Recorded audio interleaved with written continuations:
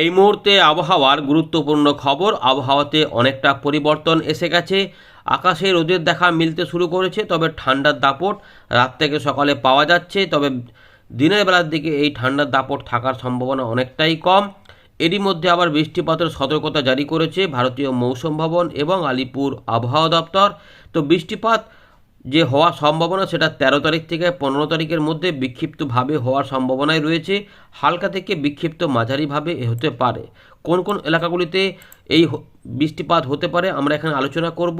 কোন দিনটাতে বৃষ্টিপাত বেশি হতে পারে, কোন দিনটাতে কম হতে পারে আমরা জানাবো এখানে, দেখতে থাকবেন। দক্ষিণবঙ্গের ঠিক কোন কোন জেলাগুলিতে বৃষ্টিপাত হতে পারে, কারণ ভারতীয় মৌসুম ভবন দক্ষিণবঙ্গে বৃষ্টিপাতের কথা ইতিমধ্যে জানিয়ে দিয়েছে। তো সেটা আমরা দেখব। বাংলাদেশ, উত্তর পূর্ব ভারতের আসাম, মেঘালয়, মিজোরাম, মণিপুর, ত্রিপুরা এই দিকে আবহাওয়া পরিস্থিতি কেমন থাকবে সেটা আমরা দেখব। বিহার, ঝাড়খণ্ড, উড়িষ্যা এই দিকগুলোতেও একটু নজর দিয়ে দেবো। তো ঘূর্ণাবর্তের প্রভাব একটা থাকার কথা বলেছে আবহাওয়া দপ্তর, যার প্রভাবেই বজ্রগর্ভ মেঘ তৈরি হতে পারে মধ্য ভারত সংলগ্ন এলাকাতে, এবং যেটাই বৃষ্টিপাত নিয়ে আসতে পারে পূর্ব দিকের কিছু এলাকাতে, অর্থাৎ পূর্ব ভারতের রাজ্যগুলিতে এই সম্ভাবনা কিন্তু থাকছে। এদিকে ঠান্ডা পরিস্থিতি কি থাকবে সেটা আমরা এখানে আলোচনা করব। আগের থেকে অনেকটাই ঠান্ডা কিন্তু কনকনে ঠান্ডাগুলো অনেকটাই কমে গেছে, এটা দেখা গেছে। আকাশ কিন্তু রোদ ঝলমলে থাকার সম্ভাবনাই থাকবে। কবে থেকে মেঘলা হতে পারে সেটা আমরা এখানে আলোচনা করব। একবার দেখে নিই প্রথমে যে ইতিমধ্যে আলিপুর আবহাওয়া দপ্তর কোনো সতর্কতা জারি করেছে কিনা উত্তরবঙ্গ থেকে দক্ষিণবঙ্গে, তারপর আমরা এখানে ফেরত আসছি। দেখুন বন্ধুরা, ইতিমধ্যে ভারতীয় মৌসুম ভবনের আলিপুর আবহাওয়া দপ্তর উত্তরবঙ্গ এবং সিকিমের জন্য বলছে 13 তারিখ পর্যন্ত ওই সমস্ত এলাকাতে কোনো রকম কোনো সতর্কতা নেই। আর গাঙ্গেয় পশ্চিমবঙ্গের কোথাও কোনো সতর্কতা জারি করেনি। তো বন্ধুরা, আমরা চলে এলাম উইন্ডির লাইভ স্ক্রিনে। ইতিমধ্যে আমরা দেখে নেব আগামী কয়েকদিনে আবহাওয়া পরিস্থিতি কেমন থাকবে। এখন তো শুকনো থাকার সম্ভাবনা দেখা যাচ্ছে, অর্থাৎ প্রায় রোদ ঝলমলে আকাশই থাকবে, এরকমই ব্যাপার রয়েছে।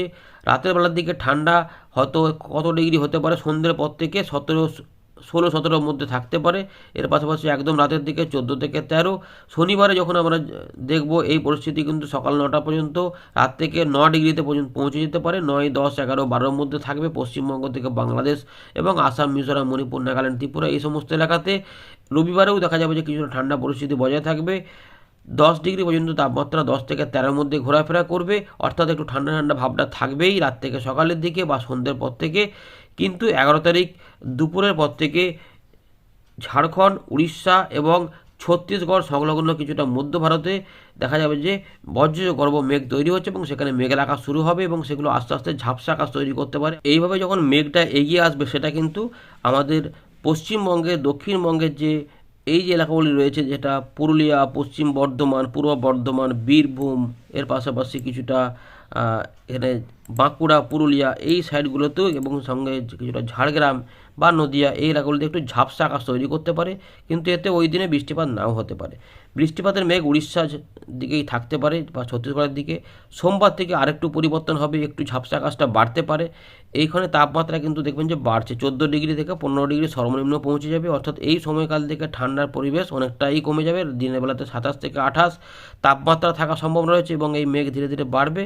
তো 12 থেকে দেখুন 12 তারিখের দিকে ঝাড়খণ্ড এবং পশ্চিমবঙ্গ সংলগ্ন যে এলাকা রয়েছে সেখানে কিছুটা মেঘের সৃষ্টি হতে পারে এবং সেখানে বৃষ্টিপাতের সম্ভাবনা অনেকটা কম পশ্চিমবঙ্গের দিকে, তবে একটু মেঘলা মেঘলা আকাশ হবে। দেখুন এইভাবে ঝাপসা আকাশ থাকছে এবং পশ্চিমী ঝঞ্ঝাও একটা প্রবেশ করার সম্ভাবনা থাকছে, যেটা 13 থেকে 14 তারিখের মধ্যে বৃষ্টিপাত যুক্ত মেঘ আমাদের পশ্চিমবঙ্গের পশ্চিমের দিকের জেলাগুলিতে প্রবেশ করাতে পারে, যেখানে রাঁচি, ধানবাদ, জামশেদপুরতে বৃষ্টিপাত দেখাই যাচ্ছে। কিন্তু আর পাশাপাশি আমরা দেখতে পাচ্ছি যে পুরুলিয়া, পশ্চিম বর্ধমান, কিছুটা বাঁকুড়া এবং ঝাড়গ্রাম সংলগ্ন এলাকাতেও এই মেঘ নিয়ে যেতে পারে এবং এখানে বিক্ষিপ্তভাবে হালকা বৃষ্টিপাত নামাতেও পারে। এটা রয়েছে, তবে সবসময় বৃষ্টিপাত হবে না। এটা দেখা যাচ্ছে যে দুপুরের পর থেকে বা বিকেলের দিক থেকে সন্ধ্যের বা রাতের মধ্যে, এবং 13 তারিখ রাতের পর থেকে বিহার সংলগ্ন ঝাড়খণ্ডে কিছুটা বৃষ্টিপাত হতে পারে এবং এটাও পূর্ব দিকে সরবে, যেহেতু ঝঞ্ঝার ব্যাপারও থাকছে। ফলে 14 তারিখে দুপুরের পর থেকে বা বিকেলের কাছাকাছি সময় থেকে কিছু অংশে একটু মেঘলা আকাশ বেড়ে যেতে পারে এবং যদি বৃষ্টিপাত হয় একটু হালকা ফুলকা এই রংপুর থেকে রাজশাহী বা এগুলোদের মধ্যে কোনো কোনো এলাকাতে হতে পারে, কিন্তু বেশি বড় চান্স কিন্তু আমরা এই মুহূর্তে দেখতে পাচ্ছি না। 14 থেকে 15 তারিখের মধ্যে জলীয় বাষ্পর প্রবেশ বেশি থাকবে, ফলে এই সময়কালের মধ্যে মেঘের বিস্তার বেশি হবে এবং বেশ কিছু অংশে দুপুরের থেকে রাতের মধ্যে কিছু অংশে বৃষ্টিপাত হতে পারে। সেক্ষেত্রে পশ্চিমবঙ্গ সহ বাংলাদেশ এবং উত্তরবঙ্গের কিছু এলাকাতেও বৃষ্টিপাত চলে আসতে পারে এবং ঝাড়খণ্ড বিহারের দিকেও হতে পারে। এটা 15 তারিখের পর 16 তারিখের দিকে এগুলো কিন্তু অনেকটা কমে যাবে। দু এক জায়গাতে 16 তারিখের দিকে কুয়াশা হতে পারে, কিন্তু এরপরেও কি ঠান্ডা কমবে? তো 15 ডিগ্রি দেখা যাচ্ছে, 18 তারিখের দিকে 13 ডিগ্রি পর্যন্ত নামতে পারে। তো খুব ঠান্ডা আর পড়ার ব্যাপার নেই, কিন্তু আমেজটা থেকে যাবে এমন সম্ভাবনা থাকছে, বিশেষ করে রাত থেকে সকালে। এবারে বৃষ্টিপাতগুলো দেখবো, যে এই মেঘলা আকাশ আমরা দেখে নিলাম কোথায় কোথায় হতে পারে। এবার দেখুন, বর্তমানে কিছু বৃষ্টিপাত নেই, শুকনো শুকনোই থাকবে। 11 তারিখ থেকে এই জায়গাগুলোতে নাগপুর সংলগ্ন এলাকাগুলোতে বৃষ্টিপাত শুরু হবে এবং ওই সময়কালের মধ্যে আমাদের এই সমস্ত এলাকাতে আসাম, মেঘালয় এগুলোতেও কোনো ত্রিপুরাতে কোনো বৃষ্টিপাত থাকবে না। 12 তারিখের দিকে উড়িষ্যা পর্যন্ত আসতে পারে, কিন্তু 12 তারিখের দিকে দেখা যাচ্ছে যে একদম উপকূলবর্তী কিছু জেলা, বিশেষ করে মেদিনীপুরের দিকে বেলদা বা জলেশ্বর এই যে এই এলাকা রয়েছে কন্যা পর্যন্ত, এখানে যদি আরেকটু জুম করি, এগরা, মোহনপুর, বাজগুল একটু মেঘলা ভাব হতে পারে। যদি বৃষ্টি হয়তো একটু হালকা বিক্ষিপ্ত নামতেও পারে, কিন্তু বড় চান্স নেই। 12 তারিখের পর দেখুন কি হচ্ছে। 12 তারিখের দিকে দেখুন, 12 তারিখে কিছু নেই। 12 তারিখের পর 13 তারিখে চলে এলাম। 13 তারিখে একটা বজ্রগর্ভ মেঘ এখানে প্রবেশ করছে, যেটা ঝাড়খণ্ডের দিক দিয়ে এখানে প্রবেশ হচ্ছে, যেটা হয়তো কিছুটা পুরুলিয়া, পশ্চিম বর্ধমান, রঘুনাথপুর, চিত্তরঞ্জন, আসানসোল, বোকারো, পুরুলিয়া, হুড়া, বলরামপুর এই সাইডগুলোতে বৃষ্টিপাত হালকা বিক্ষিপ্ত করে আনতেও পারে। এটা কিন্তু আরেকটু সরতে পারে, যদি সরে তাহলে এই এলাকাতে বৃষ্টিপাত আসতে পারে। এবারে কি হচ্ছে, 13 পর 14 তারিখে রয়েছে সরস্বতী পূজা। সরস্বতী পূজায় কি বৃষ্টিপাত হবে? দেখুন, মেঘ একটু বললাম যে বিকেলের দিকে হতে পারে, কিন্তু সেগুলো এই এলাকাতে, কিন্তু বৃষ্টিপাতের বড় গল্প আমরা এখানে দেখতে পাচ্ছি না।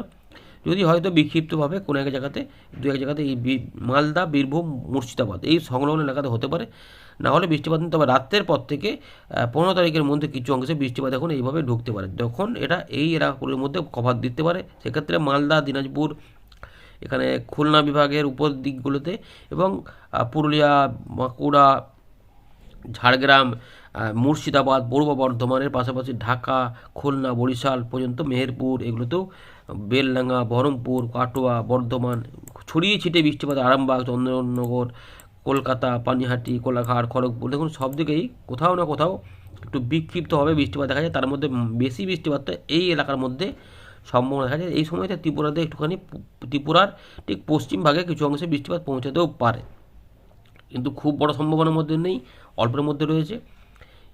এইবারে 16 তারিখের দিকে এগুলো কমে যাবে। এই রয়েছে আর কি আপডেট।